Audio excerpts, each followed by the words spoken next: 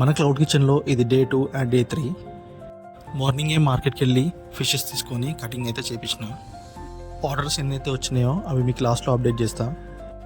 ఇంటికి తీసుకొచ్చి ఫిషెస్ అయితే క్లీన్ చేసేసిన. ఆర్డర్స్కి ఏమేమి కావాలో ప్రిపరేషన్ అయితే చేసుకుంటున్నా. కటింగ్ అయితే చేసుకొని మ్యారినేట్ చేసి పెట్టుకున్నా. ఐటమ్స్ రెడీ చేయడానికి కొంచెం టైం అయితే పడుతుంది, ఎందుకంటే ఆర్డర్ వచ్చినప్పుడే నేను ఆన్ ది స్పాట్ ప్రిపేర్ చేసుకుంటున్నా. ఆర్డర్ ఇచ్చేదాన్ని బట్టి మనము స్పైసెస్, ఫ్లోర్స్ అనేది మిక్స్ చేసుకోవాలి. ఎక్కువ క్వాంటిటీలో మిక్స్ చేసుకుంటే తర్వాత అది వేస్ట్ అయిపోతుంది. ఈ 2 డేస్లో 2 ఆర్డర్స్ అయితే వచ్చినాయి మనకి, ఎందుకంటే మనం క్లౌడ్ కిచెన్ స్టార్ట్ చేసి ఒక 1 వీకే అయిపోయింది కాబట్టి. ఫుడ్ ప్యాక్ చేసుకొని డెలివరీ అయితే చేయడానికి బయలుదేరిన.